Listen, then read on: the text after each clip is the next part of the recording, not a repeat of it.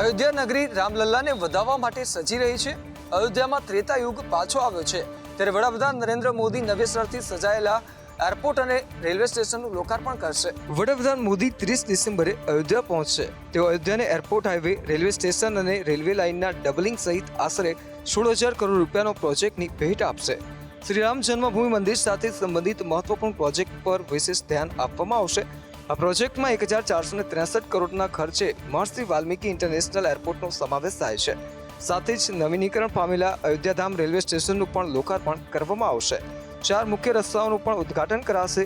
2,181 કરોડના ખર્ચે greenfield township અને 245.64 કરોડના ખર્ચે રાજશ્રી દશરથ મેડિકલ કોલેજની અયોધ્યાને ભેટ મળશે। આપને જણાવી દઈએ કે આ ઉપરાંત ઉત્તર પ્રદેશના કેટલાક અન્ય જિલ્લાઓના પ્રોજેક્ટોનું પણ વડાપ્રધાન નરેન્દ્ર મોદી ઉદ્ઘાટન અને લોકાર્પણ કરશે।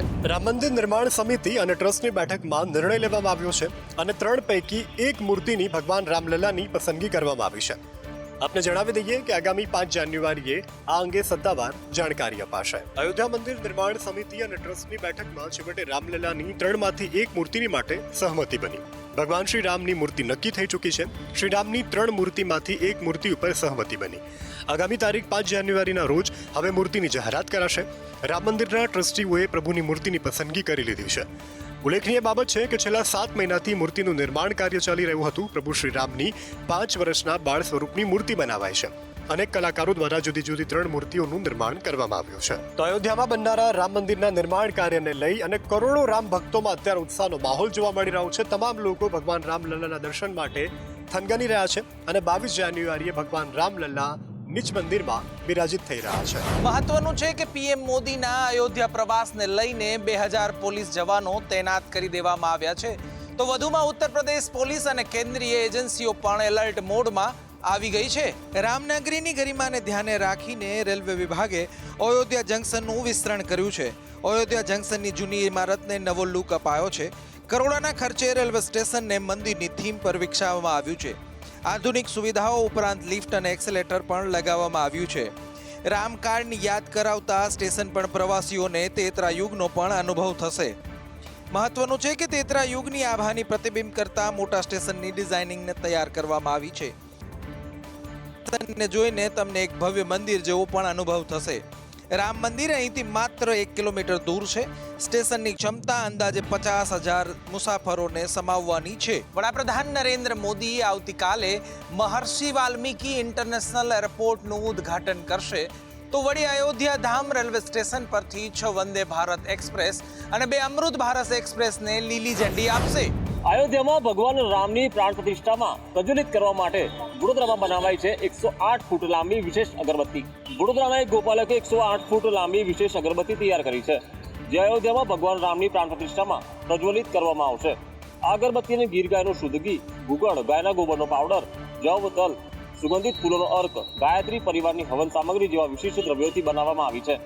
ગોપાલક વિહાભાઈ ભરવાડે 4 મહિનાના અવિરત પુરુષાર્થ અને બ્રહ્મચર્યના પાલન સાથે આ અગરબત્તી બનાવી છે, જે સતત 45 દિવસ પ્રજ્વલિત રહેશે।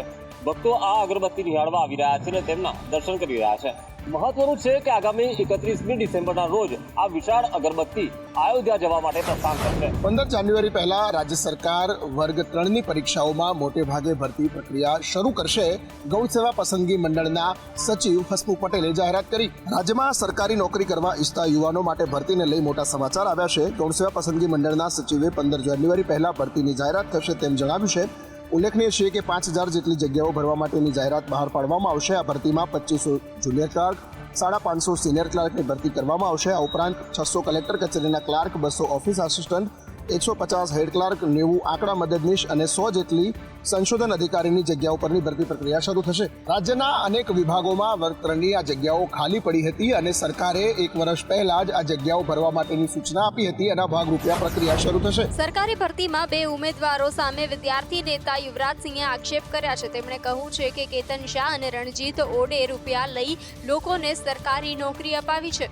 તેમણે જૂનાગઢમાં મહિલા એએસઆઈની ભરતી ગેરકાયદે કરાઈ હોવાનો આક્ષેપ કર્યો છે। સાથે જ સબ ઓડિટરમાં પણ ઉમેદવારોને નોકરી આપવાની હોવાનો તેમજ MPHWની પરીક્ષામાં ડમી ઉમેદવાર બેસાડ્યા હોવાનો આક્ષેપ કર્યો છે। સાથે જ 35 લાખ લઈ પીએસઆઈ તરીકે તેમજ 14 પીડિતો પાસેથી રૂપિયા લઈ છેતરપિંડી આચરી હોવાનો અને રિસર્ચ ઓફિસર ક્લાસ 2 માં 25 લાખ લઈ ભરતી કરાઈ હોવાનો પણ આક્ષેપ કર્યો છે. તમને જણાવી દઈએ કે યુવરાજસિંહે એવો પણ આરોપ કર્યો હતો કે આ મુદ્દે પોલીસ ફરિયાદ નોંધવાની પણ તસદી નથી લઈ રહી.